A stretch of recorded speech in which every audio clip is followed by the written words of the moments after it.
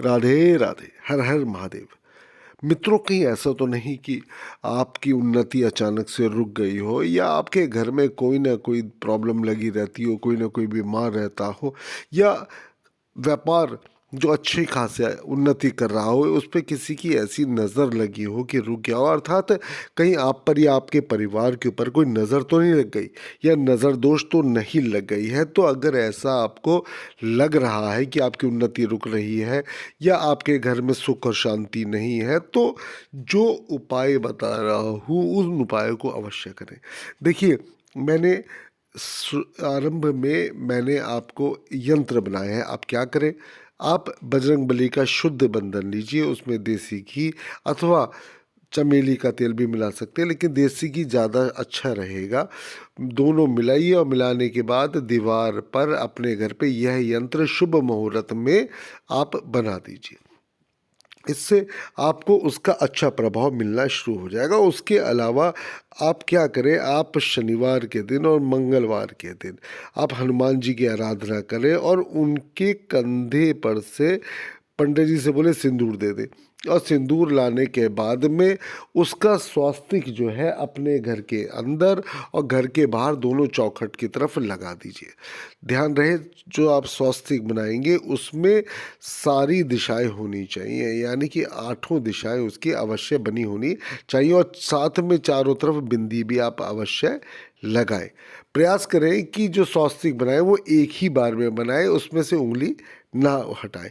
अगर ऐसा नहीं हो पाता है तो मैं आपको तरीका बता दूंगा, आप स्वयं भी कर सकते हैं, इसमें कोई विशेष बात नहीं है।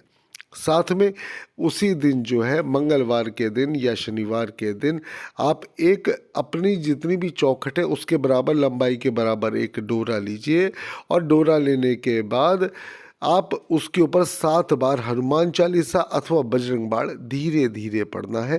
साथ में तब तक चमेली के तेल का दीपक अनवरत रूप से जलना चाहिए, और उसके उपरांत उस पे पढ़ने के बाद में उस पर फूंक दीजिए और उसे अपने घर के बाहर चौखट पर लगा दीजिए।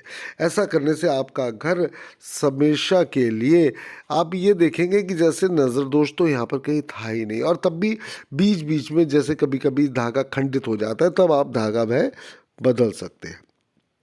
उसके अलावा अगर आप देखते हैं कि कई बार घर में बहुत सारा भोजन लगा रहता है, लेकिन पहले जहाँ भोजन भंडार भरे रहते थे लेकिन अब भोजन भंडार नहीं भरा रहता, तो ऐसे में भोजन पर भी नज़र लग जाती है।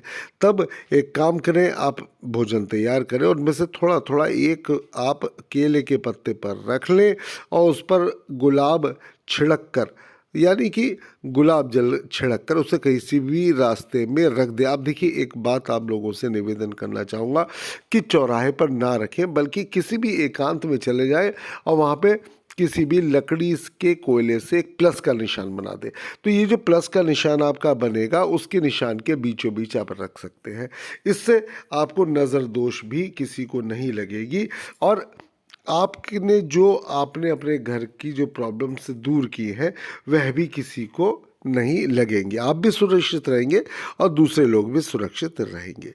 साथ में एक काम आप अवश्य कर सकते हैं कि लाल मिर्च, अजवाइन और पीली सरसों को मिट्टी के छोटे से बर्तन में आप रख दीजिए और पूरे घर में चारों तरफ से घुमाकर और घर के बाहर ले जाकर उसको किसी भी अग्नि में या उसमें कपूर डाल के आप जला सकते हैं।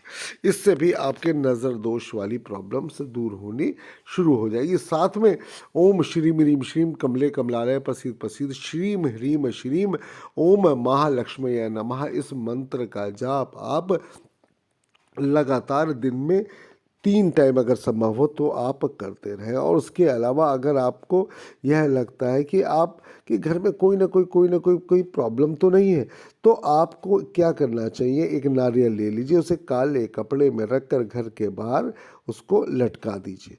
और लटकाने के साथ साथ ध्यान रहे, आपके घर के प्रत्येक कमरे में किसी भी कांच के बर्तन में फिटकरी अवश्य होनी चाहिए।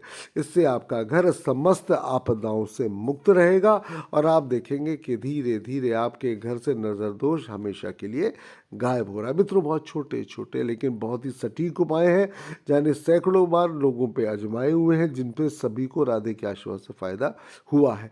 आप लोगों से निवेदन है, एक बार इन उपाय को अवश्य करें और उसके बाद कमेंट्स बॉक्स में अवश्य मुझे सूचित करें। राधे राधे, हर हर महादेव।